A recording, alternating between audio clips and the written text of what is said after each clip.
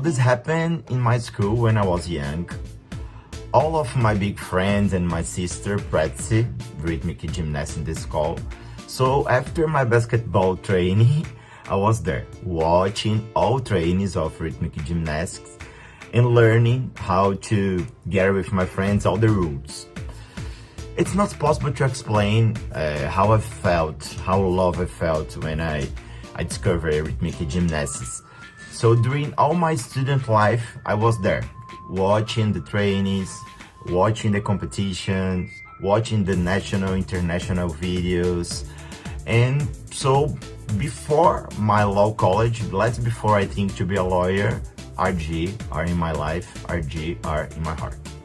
My first time discovering rhythmic gymnastics is the same times at artistic gymnastics when I was small, but just the name. When I really watched and was interested in rhythmic gymnastics probably was in 2008 Beijing Olympics.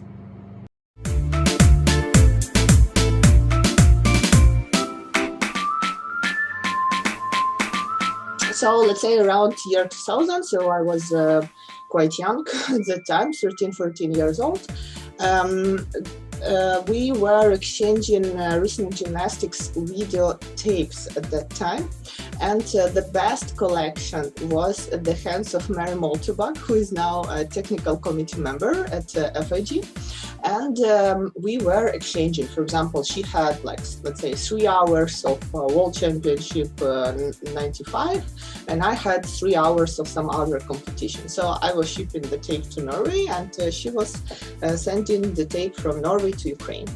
And then I was watching those tapes and trying to understand with the help of that code of points that I received from FIG.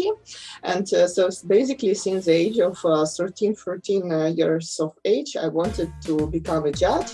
And then in 2004, I just approached Irina Derigina, and I said that I want to become a judge, and that's how my journey in rhythmic gymnastics judging has started.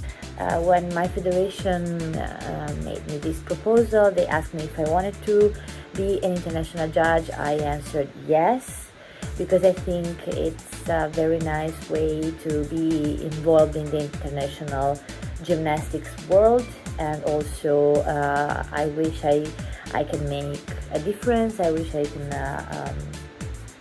really understand how gymnastics works and make the rhythmic gymnastics a better place.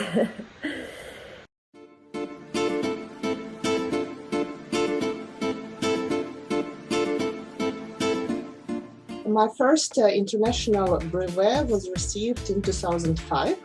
So ever since then, I was receiving and confirming my qualification as an international judge. It was a very funny story, because when I was 12 or 13 years old, it was in the year 2000. In 2001, the new code of points was presented, and I wanted to get to know more about the rules in rhythmic gymnastics. So I asked FIG, I wrote a request to send me a copy of Code of Points, and FIG has sent me them alongside the invoice.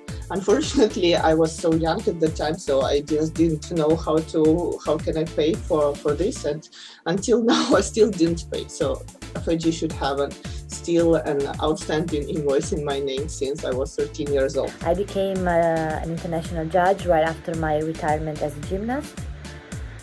That was in 2016, right after Rio de Janeiro Olympic Games. And first I took the exam as a national judge in January 2017, and then I became an international judge thanks to my federation, of course, that gave me the possibility to follow the international course in Moscow. And right after a few months, I became an international judge, Brevet 3 in the beginning, and then I rose up to Brevet 2, both in individual and group.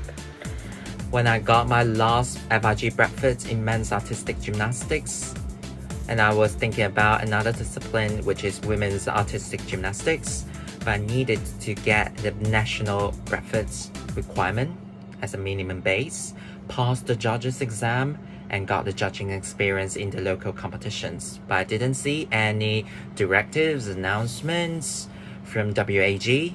But then the RG course came, so I took the courses and got a pass. I took part in judging the RG competitions in Hong Kong, either the locals or the private clubs, for 5 years. Afterwards, I take the international online judging exam and now become an FIG brevet judge in rhythmic gymnastics this cycle. It was a long path. I'm a lawyer. I don't work specifically directly with rhythmic gymnastics, but before I decided to be a lawyer, RG was in my life. I never thought to be a judge. Before, I was just a big fan, but I felt that I could help to make our sport more fair. So when I was in the college in 2003, 19 years ago, I decided to do my first judge course, and I never stopped after this, so I'm here.